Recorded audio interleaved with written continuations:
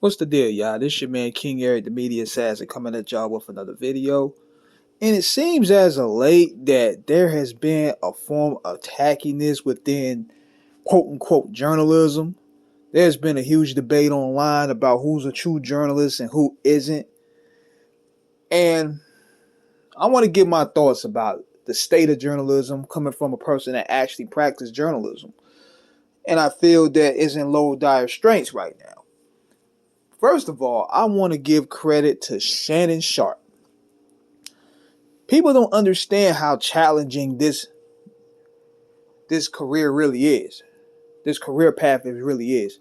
Because you have to not only make the guest comfortable, you also have to structure your questions right. You got to make sure that the person you interviewing is comfortable. You got to make sure that they don't go off the wall when you ask certain questions. You got to be prepared for whatever answers they're going to give you, because sometimes it could turn left, sometimes it could turn right, and you got to gear shift that thing.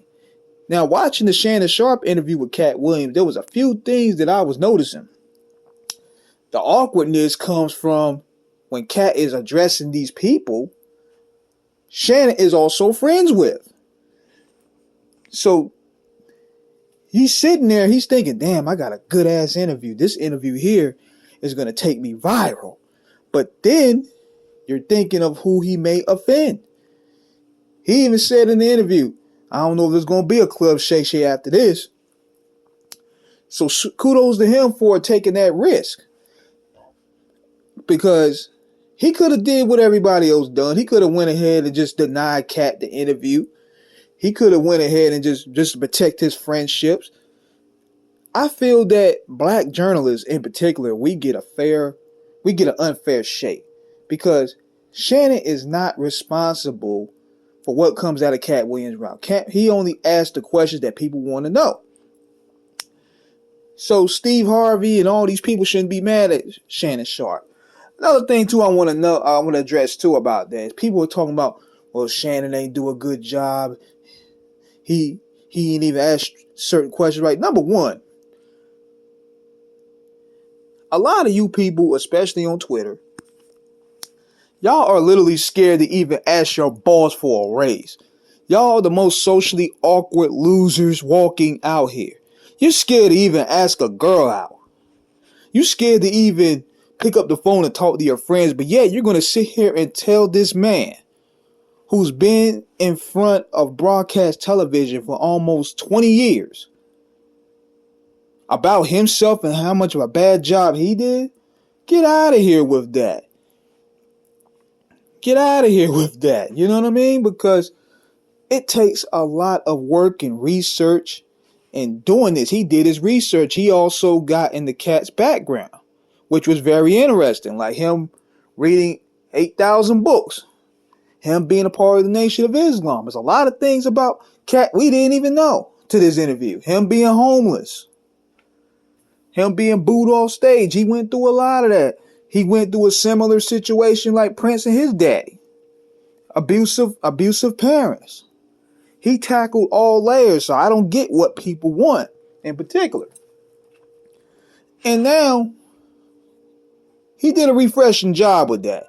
Whereas I look at guys like, let's say a good example, Mav Hoffa. He's clearly trying to get views. The AZ interview was a prime example of that. He tried his best to bait AZ into shitting on somebody or talking about other niggas. And AZ was like, I'm not really here for that. I'm here to just talk about my music. I'm here to talk about my career. We could talk about other stuff, it's cool. But it seems like when they kept on referring back to Nas, referring back to the firm, referring back to what broke the firm up, the 50 beef, it seemed like they tried to keep baiting him into talking about other people. And that's a problem with hip-hop journalism. And another thing what you should not do, if you look at the interview on Comedy Hype with the young man who interviewed Demon Wilson, that interview was a fucking train wreck. That interview was a train wreck. And it's clear the young man didn't do his research. Number one, when your guest insults you while saying you got to suit your age, this interview's downhill. And see, he missed the boat on that interview. He missed the boat on that interview because he could have built at least 35 to 40 minutes just off of Damon's history alone. Him being a black man growing up and surviving in the 60s alone is worth an hour of material. Now, I would have got into more on what he said about the Panthers. When he said the Panthers were funded by the Rockefellers. I wanted to know I was like, where did you hear that from? Where did you get that information from? Because I never heard that. Like, tell me where to look that up. There was a lot of nuggets that a lot of these guys receive in these interviews, but they're so obsessed with getting the tea that they overlook it. And I noticed when looking at the interview with Devin, he kept on going back to Hollywood. He kept on going back to Sanford and Son and Red Fox because he basically tried to get him to shit on Red Fox so that way he could get content. But he missed out on a whole lot of jewels, man. Especially when you got an OG like Damon Wilson. Come on, man. Y'all got to do better in 2024, man.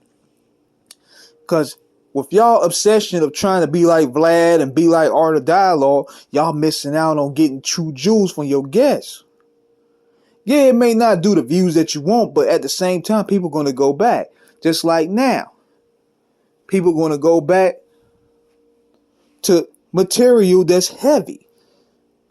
All it takes is one hot moment, one hot take, and people are going to go back to those moments. Like material of people talk about certain people selling their soul. It's going to go back, and not everybody's doing that. Not everybody's experiencing an uptick within their content of that, including us. So I just want to let that be known out there. Like, you guys are fumbling good interviews because you're fishing for gossip. So you gotta, it's a challenging thing. And big shout out to Shannon Sharpe for really doing his homework on Cat Williams and giving us possibly one of the best interviews in a while. So that's my opinion about this. Subscribe, hit the like button. Peace.